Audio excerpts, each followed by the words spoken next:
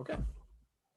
All right, it's the top of the hour, whatever hour it may be, and that means it's time for 2-on-1, Wednesday's top-rated talk show where two theologians talk to one theologian about pop culture and everything in between. I'm one of your co-hosts, the Reverend Arthur Stewart. And I'm your other co-host, the Reverend Stephanie Kendall. And Arthur, how excited are you for today? Beyond excited. Guys, it's a bonus Harry Potter episode. Surprise! Not only is it a bonus Harry Potter episode, it's a bonus Harry Potter episode with one of like these great theological pop culture minds, the Reverend Dr. Russell Dalton. I mean, come on with this right? I mean, he's the person that you look towards when you're thinking like who's doing some really cool work around Harry Potter, witches and wizards, Marvel universe, things like that. Like Russ Dalton is where it's at. Russell Dalton can talk about theological worlds, and he collaborated with Stan Lee on a book about superheroes. I think he's the only person who can claim that in the world right now. Or at least of our guests. So absolutely. But we're not against Stan Lee coming on the show. I know he's dead, but we'll work it out. Okay, so Spiff. Yes, dear. It is now almost Pentecost, right? I'm in my red, right? I feel like I'm getting ready for it. And I'm wearing a shirt that's most appropriate in the fall, but I don't care because I think it looks nice and I felt pretty today. Paisley is available and cool anytime. Well, thank you. With Pentecost, so you do more the red, you don't do like the rainbow colors, or do you do both, or what's your liturgical bent? I do both. I will say I primarily show up in red. It feels, I don't know, it feels nice and something to focus on, like doing a full red outfit and thinking about, all of the ways in which I can show up, including my stoles and my liturgical garments. Okay. So I can't help but notice that on the Twitter feed, 2-on-1 announced that we bought a stole, and I wasn't the one who posted that, and only you and I have. So what'd you buy? What happened? I bought a stole. I bought a, and it's coming. And I realized I did post it from 2-on-1, didn't I? And not my own Twitter account. It's okay. I'm so happy that I bought a rainbow stole. I don't own a rainbow stole, which seems very odd for me. Yeah. With the protest fist, the Black Lives Matter protest fist. And then on the back, it has a chalice for disciples. And on the inside, it has my ordination quote, because I bought it for myself to commemorate my anniversary of my ordination this year, which is coming up in a little under a month. Wow. That's also a reminder, I never forget it because it's also my birthday. I got ordained on my birthday because I liked the idea that there was something new and rebirthing in me in that moment in time. And so this year, to kind of mark that 4-year anniversary and my 4 years in my current call, I decided to up my stole game. That's awesome. You know what? I think I'm going to buy a 10-year anniversary stole just for that, because I just passed mine and I too want a rainbow stole from Jeff Wunrow because he makes really good stuff. I will also name that I have a friend who bought one, who sent me a message. And this is a true story. She went to open it because it's a gift for someone else. And when she opened it, she said it was so beautiful. She has been in the ministry game for a really long time. She has seen every, type of stole, and she opened it and she was like, it brought me to tears with how stunning it is, and just like how intricate all the detailing is, and just what a gift. And she used our 2-on-1 code, and she was just like, I never would have known about Jeff without listening to your podcast. And I was just like, well, thank you for that plug, friends. Please tweet about it. We're just trying to connect the people we love, all of our deuces, with craftsmen that we absolutely love, Jeff Wunrow. Whether it's paraments, banners, stoles, chasubles, copes, miters, it's a thing he does. Jeff Wunrow will make something marvelous, perfect, intricate for you. And height available. Like, I also went to Jeff because all stoles are always so long on me, and this one I could order my height, and one that'll fit me well, that I don't have to adjust, and it was really easy. I just went to jeffwunrow.com, JEFFWUNROW.com, and I looked at, like, it took me a while. I hate making big decisions in my life because I wanted them all, to be very honest. But I went through and found the one that not only I'm preaching a 30th anniversary sermon series for Alliance Q, which is the Disciples LGBT kind of arm for Cool. Alan Are you Harris. one of the guest preachers? I'm preaching for the Alan Harris celebration. Oh, good. And which I'm really excited about. And so again, like thinking about, he's celebrating 30 years, you're celebrating 10, I'm celebrating 4, Jeff Wenrow is celebrating 16. It's a good time to go to Jeff Wenrow and look at all the ways in which you can celebrate all the ministry milestones in your life with liturgical gear. So if you use the code 2on1, all one word, all letters, at checkout, you get 15% off your stole order. That's the best deal available. It's specifically for our deuces, for ministers buying for themselves or others. Please check it out, jeffwenrow.com. Okay, Spiff. Can you believe it? So there's I still have my head girl pin. It's right great. here. I just didn't want to put it on. There's a generation of Brite students who are very thrilled about this because Russ Dalton is the professor of Christian education at Brite Divinity School. I'm going to let him introduce himself as well because he's going to give us the whole title of who he is. But let's welcome him in, Accio Dalton. Wait, I should use a... there we go. Okay. Wandless magic. Hello. Welcome to 2on1, Russ Dalton. It's so good to have you. Oh, it's good to be here. I appreciate so much the programs like this. I think it's important that people of faith engage pop culture. And so I think it's great that you have these conversations, and I'm glad to be here. Well, it is a gift, most certainly, to us and to our viewers and listeners. We call them deuces because nobody has come up with a better term for our expansive fan base, and nobody's objected. So no one has objected to being called the deuces, and I'm kind of into it. So we have a hashtag, we are deuces. So we're doing like a bonus Harry Potter episode this week because we have spent 4 weeks talking about each of the houses of Hogwarts. We've had some really good conversation. Harry Potter is a child of trauma. Gryffindors have to ask to be in Gryffindor. That's really the test. All the other houses you get sorted, but Gryffindor is special. Dobby was obnoxious, but he was a free elf. Slytherins are people who know they're selfish. Like there's some weird soul care stuff happening in this. And Harry Potter is also 7 books and all of these movies and a world in Orlando. And we needed one more week and we needed an expert. So Russ Dalton, what's your deal with Harry Potter? Who are you? What's your deal? What's my deal?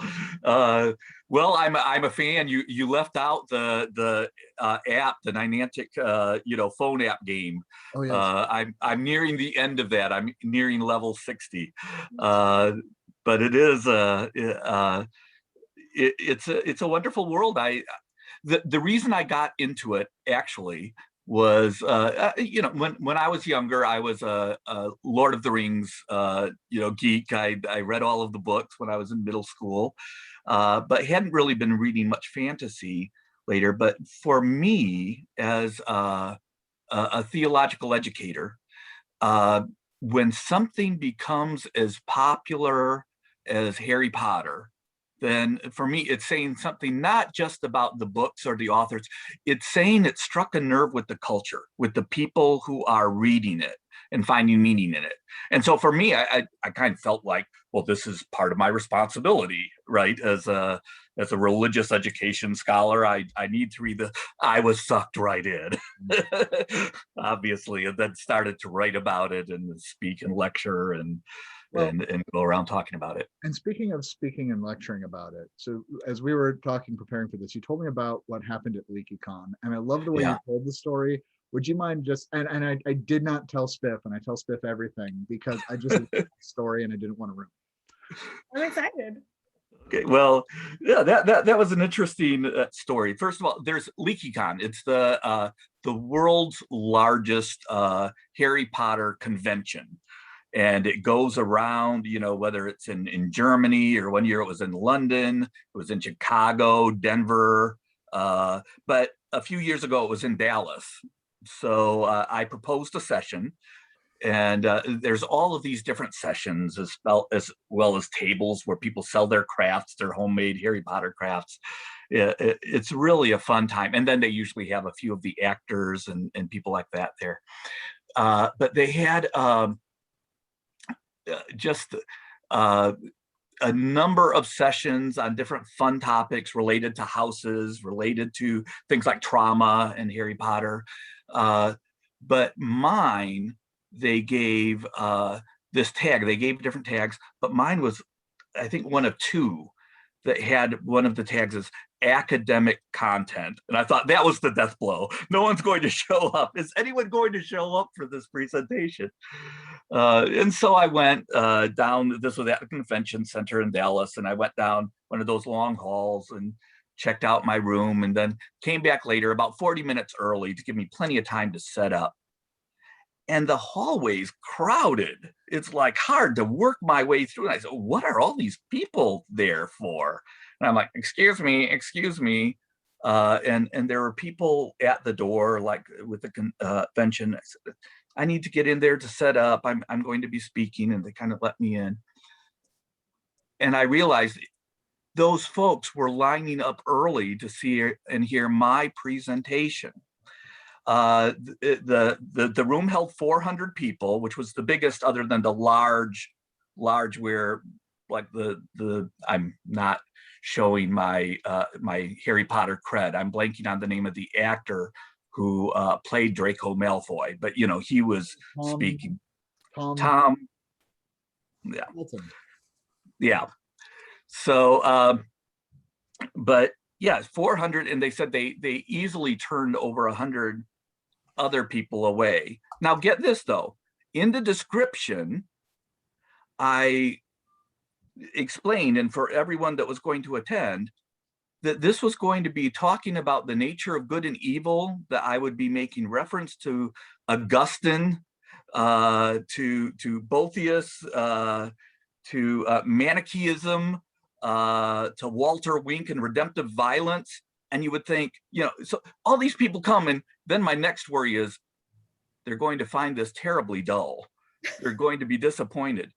But no, they were fully engaged, and people lined up afterwards and waited to talk to me afterwards.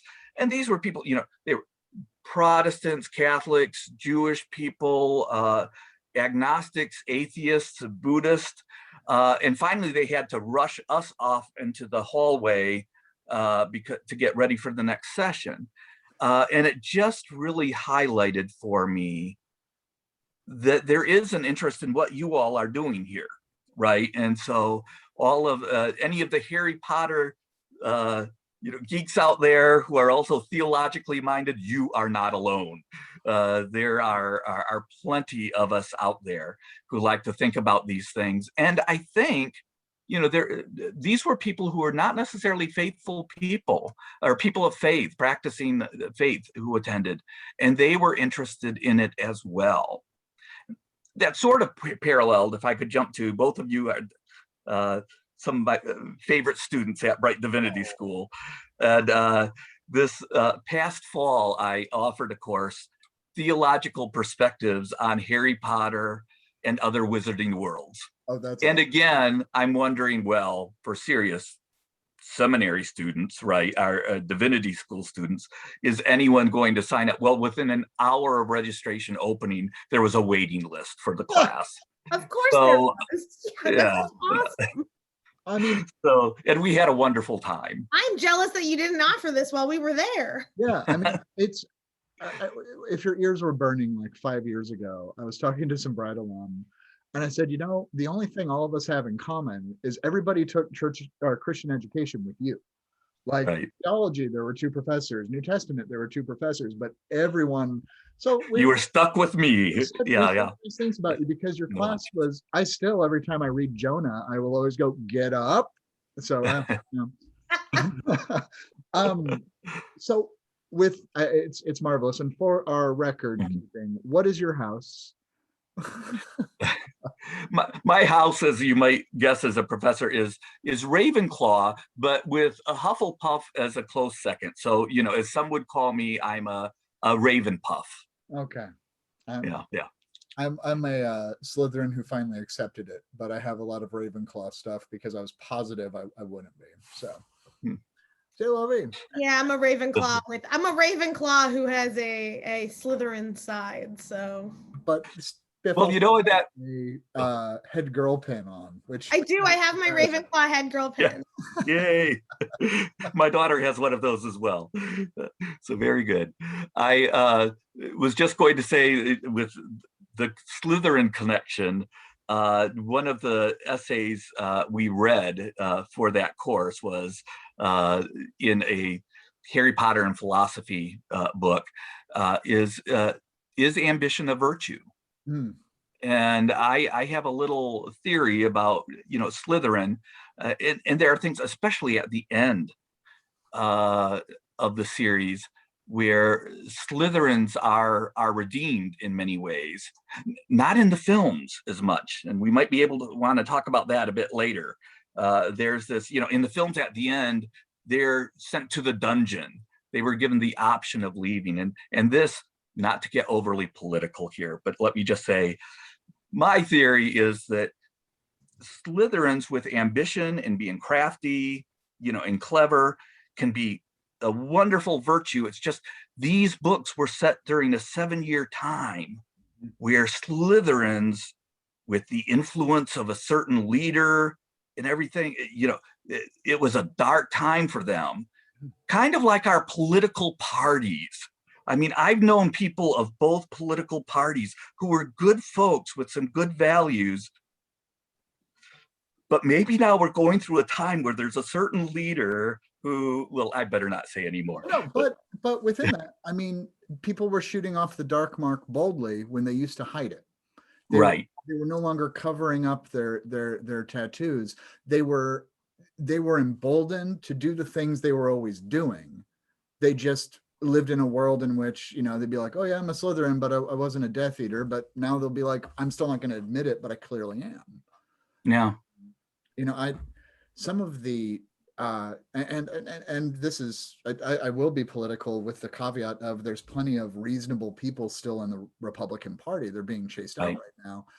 But the radical ones are absolutely like, let's go. Voldemort's got it. Mudbloods, enslave elves, all that jazz. So right. And you get people who are ambivalent also, like Slughorn. And you see over my right shoulder, this was actually in Slughorn's potions lab. This was one of the student cauldrons there. So yeah, anyway. Well, so that's maybe a great question. Is ambivalence actually ambivalent, or is it ceding the power we have? How? Let me try it like this. The church sometimes chooses to be neutral. Right. What does neutrality do when there are massive changes happening? Yeah, well, I mean, clearly in the books, Slughorn's ambivalence and desire to hang on to power is not seen as a virtue. It's a character flaw that he has, and so in that way, I'm working on a book right now, preparing to do justice and talking about these issues and going ahead. What can we learn about religious education today by looking at the freedom riders in the past? Mm-hmm. And one story I tell in that, in terms of ambivalence, is that when I was a young pastor years ago, I was at a ministers' conference, and I spoke to a couple of older pastors, and we were sitting there. I think it was a lunch break, and they were talking about when they started in ministry. And then I said, "Oh, so you were in ministry during the civil rights movement." Now this was in Connecticut, so they were around. I said, "Yeah, how did that affect you?" And one of the ministers said, "Well, I was all in." Both of these were white male pastors. And one said, "Yeah, I was all in. I went down and joined the marches. I preached." And he preached on this to his congregation, that ostensibly was progressive, mainline progressive. Oh, we're for these things, but it's a little bit too radical if you really get involved and start preaching about it. And they sort of moved him out, and he had a hard time finding other congregations for years because he was branded as a radical, because he joined that movement. That must have been hard. I mean, do you feel bad? What would you have done differently? He said, nothing. I have no regrets at all. So I turned to the other older one. I said, well, what about you? He said, to tell you the truth, there were different opinions in my congregation, and I was young, and I felt, well, it was my job to keep everyone happy and to think whatever your position is on these issues, that's okay. You're a good Christian. I'm not going to make this a controversy. Biggest regret of my ministry. Amen. Yeah, go ahead. Oh, I just wanted to say I served a church in Dallas that invited Martin Luther King to speak in the 60s. And they had to move it to Fair Park, both for attendance and security reasons. But there is somewhere in the archive a letter from Dr. King thanking the founding pastor of this church for the invitation. So it's kind of wonderful. Neat. I mean, why anybody would go to Dallas in the 60s is beyond me, but that's neither here. Well, the reason or one of the reasons he came out, or at least came to Fort Worth, was an invitation from Brite's first woman of color student. Yep. Yeah, is what got him here. Yeah, I when I preached at chapel, I spoke of that experience. I'm wondering, as we think about shifting changes in cultures and and Harry Potter and all of this, Harry starts really, or the minute Harry learns about not only this expansive world, this other world, Right. but he, there's a lot of hope, and there's a lot of like, oh, this is where I'm going to find my true self. And then very quickly, he is also introduced to, the biggest sins, the biggest evil that exists in that world as well. And the minute he starts learning about it, he is curious about it. He starts talking to people about it, which has not been talked about in the past. And I see that really clearly kind of happening in our world today, in which we've had these, people saying, this is my experience, listen to me, what, like, why is this happening, and raising the questions. And I'm wondering what Harry Potter has to teach us today about listening to those early naysayers of sin, right? Or the people who are right now bringing up systemic injustices that we have just not thought about in lots of different spaces. And what it means to both listen to those affected, listen to maybe the young amongst us, and maybe, and just in your experience or in your thought, how might we as a people of faith learn from Harry's real kind of proclamations in the early books of like, he's back, he's here, and everyone's like, no, it's fine, let's just keep moving forward. Right. Ignoring what's in front of us. For our own comfort, really. I mean, like, because it was a lot of like, we believe in Hogwarts, we trust Dumbledore, there was a lot of like, for good reason. And yet, if we really listened to the truth all along, you would know, and we had a hard time with that. Yeah. One of the things that I think is very significant is, by the last book in the series, Voldemort has taken over the Ministry of Magic, but it was so corrupted before then by people who wanted to stay in power and ignore inconvenient truths. And they would have understood that those truths if they had been listening to other people. And that's something that, not perfectly, but Dumbledore did, right? All of these different voices, he would listen with respect and build relationships with people who were different than himself, and different from those who were who were in power in the wizarding world, right? He listened to the marginalized voices, so he could recognize the oppression. We could talk about the house elves, and we could talk about spew and different things like that. But yeah, I think right, that Harry was and Dumbledore to an extent were voices crying in the wilderness and trying to speak up out, against what they saw happening. Yeah. So the powerful can be prophetic. I mean, Dumbledore's one of the undisputed masters of magic in Britain. Yeah. He walks into whatever hearing he wants. What is he on, the Azincott? What is the wizard? Right, until he was removed from it for a while. But I always also called it part of that, Arkham. So and even afterwards, yeah. Part of his authority, though, is in who he is, and I think is a moral authority. And it's interesting how he uses power. Going back to LeakyCon, the title of my address there was Horcruxes, Not Hollows, Confronting Evil in the Wizarding World. And that's sort of the theme of this essay I'm writing for this book, The Theological World of Harry Potter, as well. And my point there is that there's a lot of violence in the series, right? But when it came to resolving the conflicts, the ultimate conflicts, what was important is for Harry to understand it's not done. You don't defeat evil through power, right? And in our Christian tradition, we have these words, right? That do not overcome evil with evil, but overcome evil with good, right?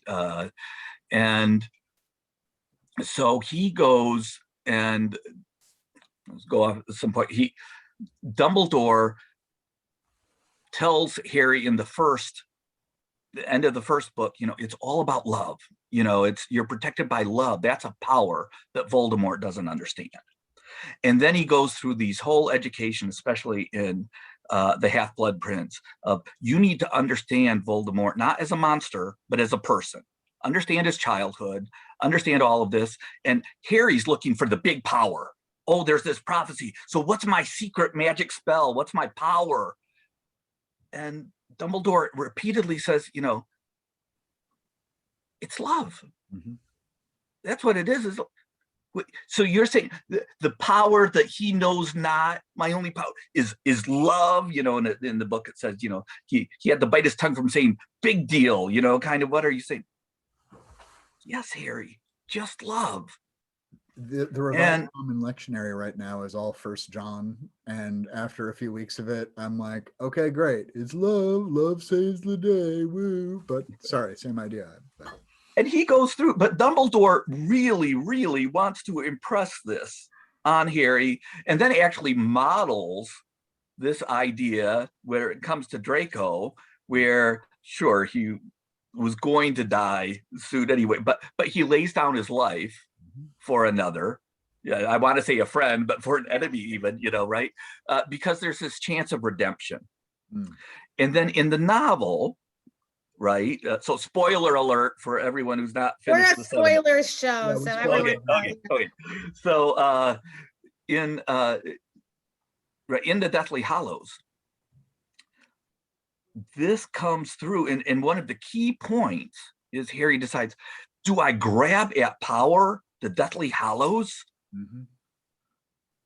Or do I prevent evil from happening to my friends by reducing the power of Voldemort by going after the Horcruxes? And that's the key, right? At the moment when he chooses, I'm going after Horcruxes, let Voldemort get the wand of power, let him have more of the Deathly Hallows. And then he confronts in the ultimate attack, or ultimate showdown with Voldemort, what happens? He's surrounded. It happens in the Great Hall. He's surrounded by his friends. Protego. He defends his friends. He's all about these defensive spells. And, you know, the DA, Dumbledore's army, they're kind of mad that he's teaching, you know, Expelliarmus, you know, these defensive spells. He's like, hey, that's saved my life. This is important.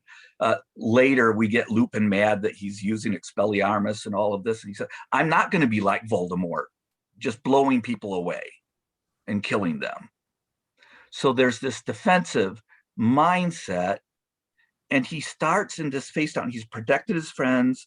There's there to support him. And he starts talking to Tom. It drives Voldemort crazy. He says, Tom Riddle, Tom, listen.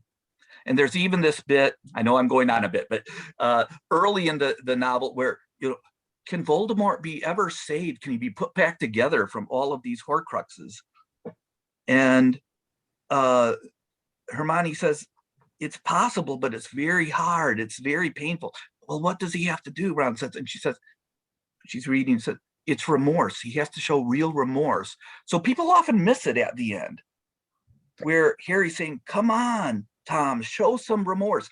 Even then, he's trying to redeem and find redemption for Voldemort, not an enemy to kill and destroy, but trying to prevent. And then the ultimate showdown, what is it? At the end, you know, Voldemort speaks his deathly curse, and Harry says Expelliarmus. And Voldemort's spell rebounds on him, back on himself. And so it's his spell that kills him. Harry doesn't kill Voldemort. Voldemort kills Voldemort, but Voldemort kills Voldemort out of a use of power and quest of power. Now, I just need to point out, you as my students, you might have heard in my film class, this is very common, but the film adaptation and through interviews, it doesn't do this at all. There's none of those conversations about love, even down to that last the very first conversation Harry has in the first book with Dumbledore in Dumbledore's office is all about love. Love is the power. The last conversation in his office is all about love. The first one is depicted well in the first movie, but the last two films have none of that conversation. The director said, oh, I wanted to put it, the showdown, because it's just those two, and this guy killed Harry's parents. And so I wanted it to be like a Western showdown, you know, which is Manichaeism, you know, ultimate, you know, it's this idea that there's good and evil, and we destroy evil through power, through violence. Our good violence is better than evil's bad violence, which of course the world's religions, Gandhi, Jesus, right, Martin Luther King Jr., the Buddha. This is not how you resolve conflicts, but that's how it's depicted in the films. All of these, and I could go on and on about all of these points where it seemed like Rowling was trying to make it clear, this point clear. The films ignore that.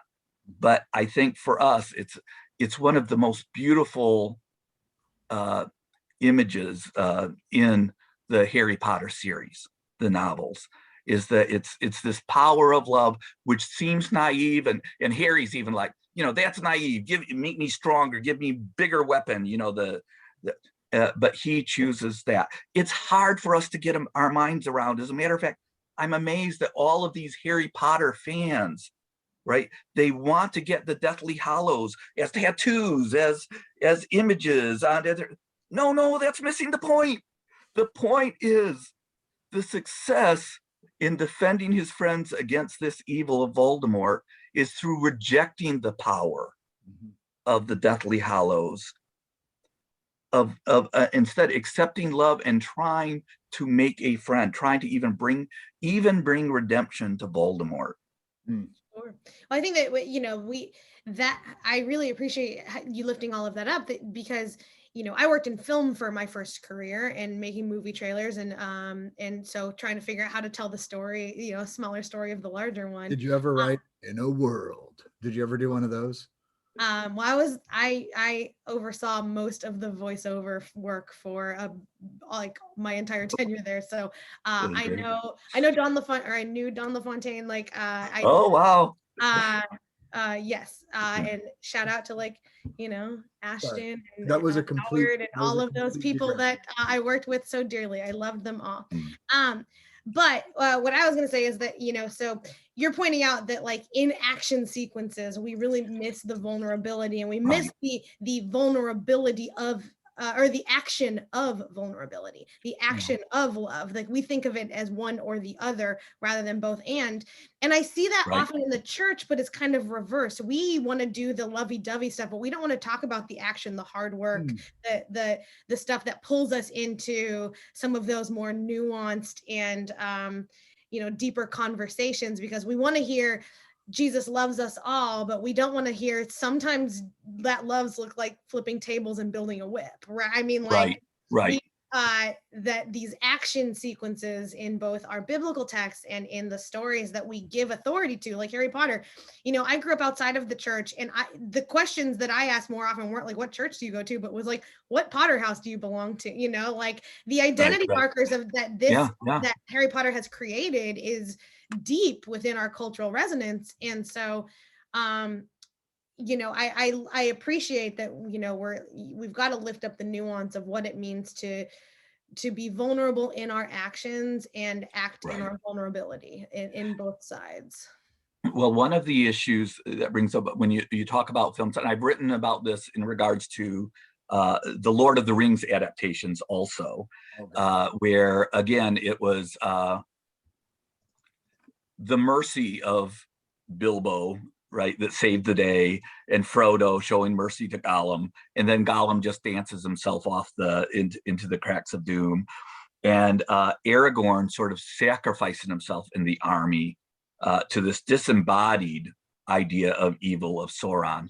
Peter Jackson, as a filmmaker, said, no, I have to have Frodo push.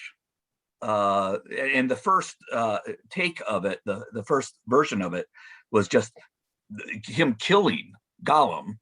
And then in the first take, you can see this in the extras, Sauron takes on human form in the armor. When you see in the movie the cave troll, that's a digital image superimposed over the footage they shot, even because it was changed at the last minute. They talked him out of it, Jackson out of it. Aragorn killed Sauron, which is completely against Tolkien's idea. Again, a very violent series, but that's not how you win the day. That's not how you resolve conflict, by the hero killing the bad guy. But this is, you threw out the term Manichaeism, and it's kind of unfortunate because Manes was this Persian prophet who was a very peaceful person, and they were pacifists, he and his initial followers. But nowadays, it's this point of view, and we heard this rhetoric after 9/11 and stuff, where good and evil, it's a binary, it's a dualism, where you have to defeat. And when you say, my job's to defeat evil, if the other side's evil, then you can commit all sorts of atrocities, right? Yep. You can just be terrible to them because they're subhuman. We can kill 1 million Iraqi civilians in the name of freedom and peace. Yeah. Yes. Yeah.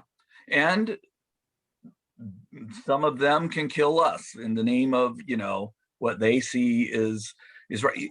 This is Manichaeism. Now, Augustine and Boethius, argued against that. That evil isn't an external force. Evil is a lack of the good, or a lack of the God, of God. And so you overcome evil by confronting it, exposing it, bringing light to it. And if God is love, then it's loving the person in there. And if there's no love, there's no redemption. That is, no love practiced, like with Voldemort. Right. Yeah. Well, and that evil that is not so much external, I think, was really kind of codified in the understanding that Harry was a Horcrux in and of himself, right? That the evil lived within him, and so it's an internalized work as well to expel that evil from us, so that relationship can build and be. And in that vein, I have a question, which is off topic but on topic, I think, as we kind there's no such thing as an off topic question on 2-on-1. That's true. but as we think about, different postures of the church and different postures of these characters and how they addressed the world as it came at them, what is the spell the church should learn, or the charm, or that the church should embody, in your opinion, if you were to say, okay, every church has to learn this thing, this spell, as part of its ethos and identity towards what we are called to do in this world? What would you like the church to embody in that way? That's an excellent question, and I might have to think about that further for a better answer. The first thing that comes to mind is Harry's go-to spell of Expelliarmus, that we need to rob the forces of evil, systemic racism, homophobia, transphobia, even if it's amongst the creator of Harry. We're very open about, we can love the world that she has created, but we do not give her any more of our money or attention. So yeah, that's the take. The Leaky Cauldron, which sponsors LeakyCon, and Muggles.net, they released statements along those lines. But yeah, so we try to rob it of its power. Our struggle is not against flesh and blood, but against principalities and powers. And maybe another spell I would put there is the idea of lumos, right? That we expose, as the Freedom Riders did, using their very bodies and refusing to commit violence, that it exposed the evil systems, the oppressive systems, in ways that could not be ignored. And so maybe those would be two good spells for us as Dumbledore's army to be learning, to have Harry teach us. Well, Spiff, what would yours be?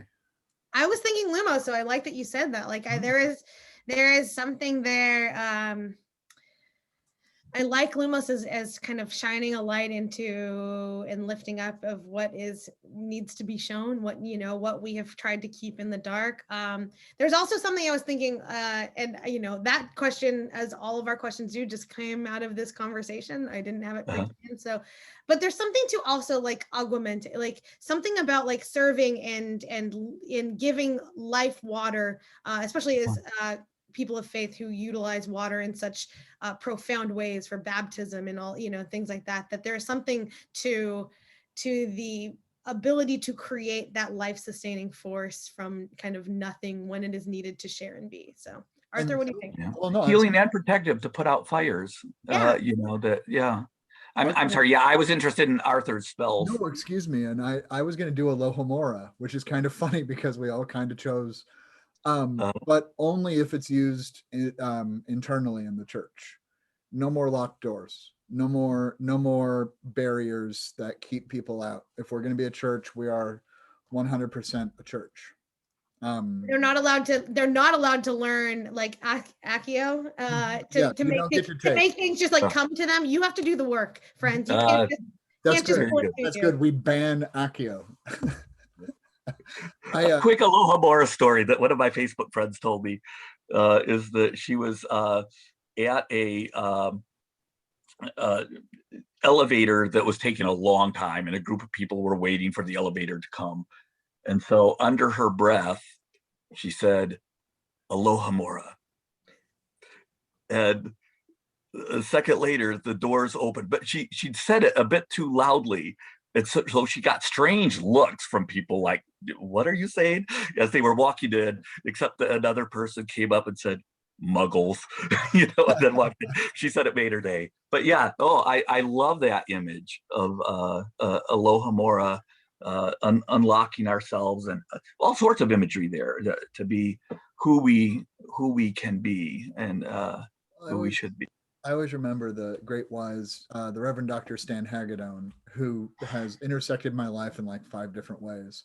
But when he was the lead pastor at Midway Hills in Dallas, and they began talking to the LGBTQ community in the 80s, and then these queer Christians showed up for worship and to be part of the church. And folks were like, okay, well, we'll create a secondary track for membership. And he was like, nope, you're a member or you're not. Like that's it. And Stan, so he was probably just like, nope, you're a member or you're not, whatever. Yep. And it just, and I've always kept that. And every organization has to have doors, because there's an in-group mentality. It has to happen. You go to Hogwarts, you go to Beauxbatons, you're in one house or the other. But our bigger group is the body of Christ. We can be the spleen. We can be the right lobe of the spleen. We can be the bottom of the right lobe of the spleen of the body of Christ. But we're still the body of Christ. Yeah. Yeah. So I have to ask about Quidditch, because we haven't talked about it in 5 weeks. It's a remarkably silly game.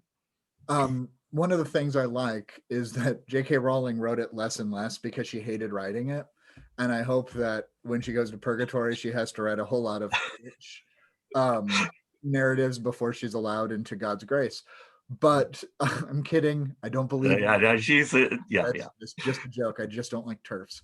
With Quidditch, first of all, there's people who play Quidditch, which is weird because we don't have enchanted bludgers and snitches. What does it mean for the entire wizarding? What does it mean for there to be a Quidditch World Cup, so to speak? How do we find ways for everyone to come together as the wizarding world, or as the greater church? What is our call that we can all agree upon? Because everybody has their Quidditch team. Everybody shows up for something, Yeah. It's interesting. This on one level, there's that level of competition. It's cultural exchange, but it's competition, which is a little bit funny. The two of you know that one of the joys of my life was becoming a friend of sorts to Stan Lee. We talked about co-writing a book and a different thing. There we go, Marvelous Miss. My favorite. But he talked about this with because he had heroes that became villains and villains heroes, and tried to blur those lines. But he said, even when it comes to sports, this is what our book was going to be about, how we divide ourselves, right? He said, how people can get so angry at the other team and so joyous about, my team hit the little sphere better than the other team. Yay, us. Oh, I'm so much better and superior to you. This is about the Quidditch World Cup. I guess one reflection I would have is this. This is from when I was young, back in my day, when I was a boy, let me tell you, young'uns, that the coverage of the Olympics was really a lot about cultural exchange, and the features and profiles. Yeah, they would have some people from the US, but you would learn about all of these different countries. It was kind of a travel log, and there would be, definitely more total profiles of athletes from other countries than from the US. And the idea was there was this cultural exchange. Now, at least in our country, the way that it's covered and the effect that it has is it's an excuse for nationalism, right? That we're better and our team is better. And I don't know if that's what you were getting at, Arthur, but it can be a positive thing, that other idea of this bringing together different cultures, and still we're all a part of the same world. When you get into competition, it can be fraught with, just like everything, you can turn it around to a force for good or not so good. Amen. Yeah, I mean, I'm a big sports person, and we all know. I mean, like our viewers, competition. I love competition too. Not only am I a sports person, but I love competition. But I don't know that it's got, other than the joy it brings me, I don't know that it has a place in the kingdom, and that's something that I have wrestled with. And there's something. But I just noticed this the other day. Weirdly, as this show has taught us and to think theologically just about everything, right? Like that we this show was birthed out of Arthur and I kind of just talking about what we're watching because it's a pandemic, and we're our intake of pop culture had increased, and so what pastors do.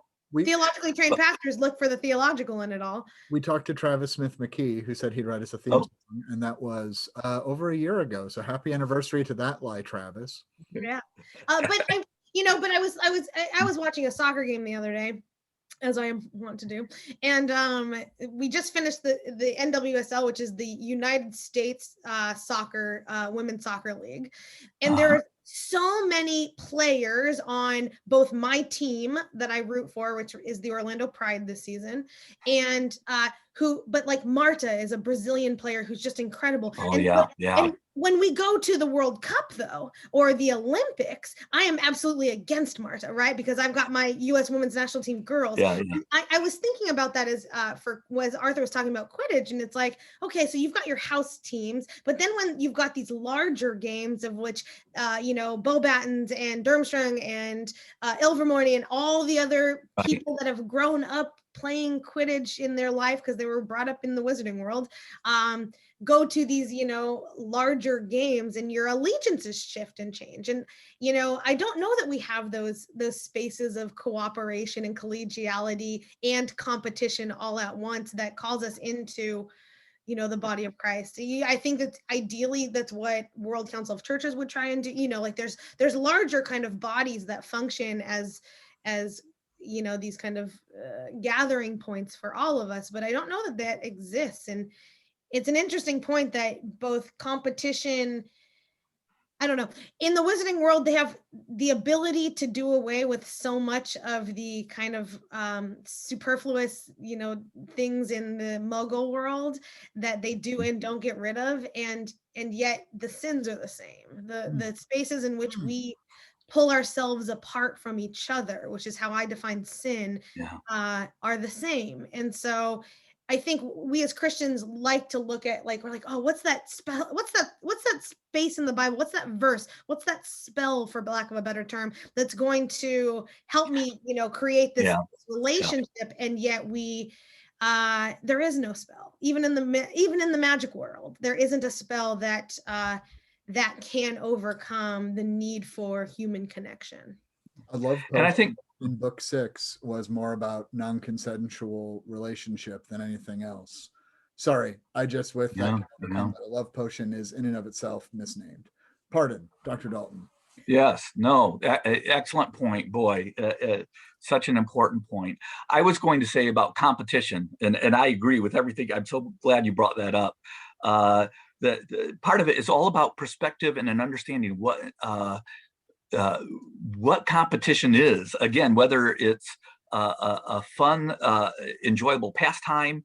I should tell you, my brothers and I all played sports in college. We've all been coaches, and competition is fine. It isn't life and death. Goblet of fire, right? This is not a reason to put ourselves. It isn't the real world, and we get confused about that sometimes. When I was in seminary, we had a gym right in our huge seminary building, and of course, I was playing all the time, and there were some seminary students who said they were just so put off that we kept score. Now, I play point guard. And the whole idea of what's fun of the game was not how many points am I going to score or whatever, is what can I do to help my team, win this friendly competition, and we would pick different teams, and, we were all buddies, whether we won or lost, the people guarding each other, that's good. That's fun. And even, I think my sister, pitching against another player, the other team's pitcher in the conference championship softball, where they developed a friendship during the game. They would joke back and forth with each other. Again, nothing's wrong with competition. Nothing's wrong. I'm cheering for the Mavericks, not that all their players are, ideal, perfect people. I like Steph Curry or whatever. Being a sports fan is fraught with dangers if you start to idolize people, right? But it can be fun, and and some things like political parties aren't competitive teams, and we blur that Right. line. I am keeping an eye on our time, and I do beg your pardon. Thank you so very much for joining us today, Russ. This has been It's been great. It's been so wonderful. Oh my goodness. So as is our through line of all of our shows, we have our final question, and we invite you to answer it first. But Russ, what is the biblical story, theme, character, book that you are most reminded of in Harry Potter? Again, at the culmination, I could talk about this, that, the idea that do not overcome evil with evil, but overcome evil with good. That's Romans 12:21 and John 15:13. No one has greater love than this, to lay down one's life for one's friends. Just preached on it. Okay, yeah, and of course that's what that's what Harry does at the end. That's what he intends to do. And so again, and that's again part of what saves the day, is that power of love, and that theme is important. It's often seen as naive. People thought that Jim Lawson and John Lewis and that they were being naive with their nonviolent confrontation, right? They confronted evil, and they confronted people in a way that didn't make them, but that they were demonstrating the power of love. Yeah, so that's what I see in Harry Potter as well. Amen. Arthur, what you got? I'm saying the Book of Joshua. There was already a big movement before them. There was already an Order of Phoenix. There was James and Lily and all of them. This is the second generation going into the Promised Land, and they can't take with them the old guard.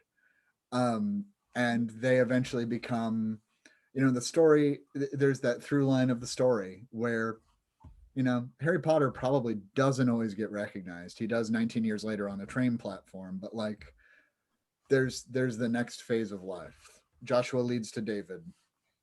So, yeah.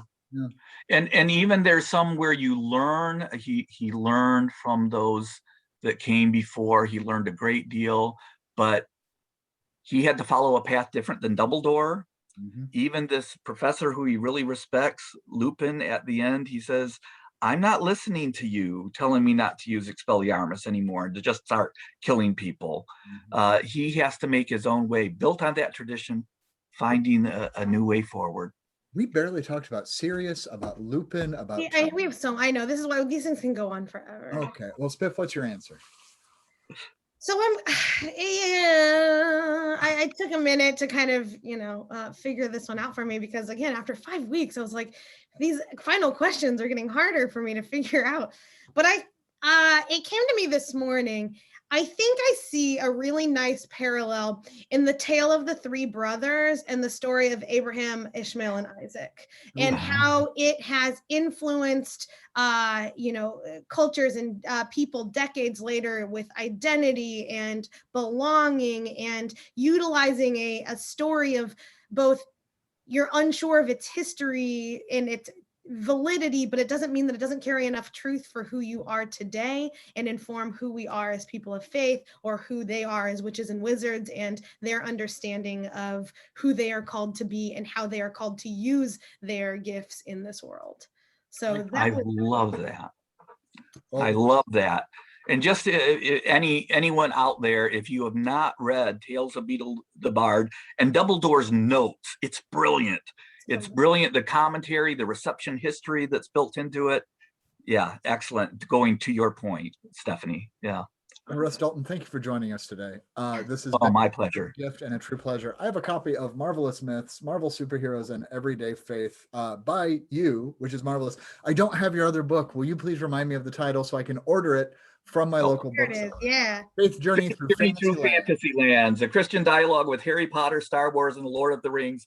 Actually, this book, I have essays in other books that are coming out, like The Theological World of Harry Potter.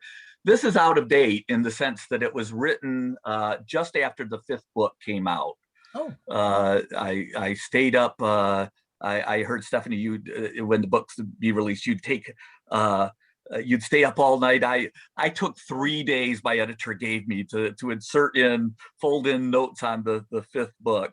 But so it's out of date, but there's some thoughts there. It's in process, and aren't we all? I'm going to throw up our promo screen, of course, for Jeff Wunrow. He's our sponsor. We love him tremendously, and we recommend him to all of you. Use 2-on-1 for 15% off any Stole purchase. Make Just sure to like, subscribe, smash all those buttons for not only our show but for Jeff Wunrow, and make sure you buy all of Dr. Dalton's books. Remember, you do not overcome evil with evil. You overcome evil by recommending 2-on-1 to your friends. Next week, we're going in a completely opposite direction. We are going in I believe it's not our first reality TV show, but it is the first reality TV show in this vein. We are talking about keeping up with the Kardashians with the Reverend Dr. Elizabeth Hagen, who has a new book coming out as well called Brave Church. And so we're going to talk about what it means to live authentically and all of that. So thank you very much, Russ. It's been an honor and privilege. Thank you, Spiff. And I will see you next week. And deuces to the listeners. Goodbye, everybody. Deuces to the deuces.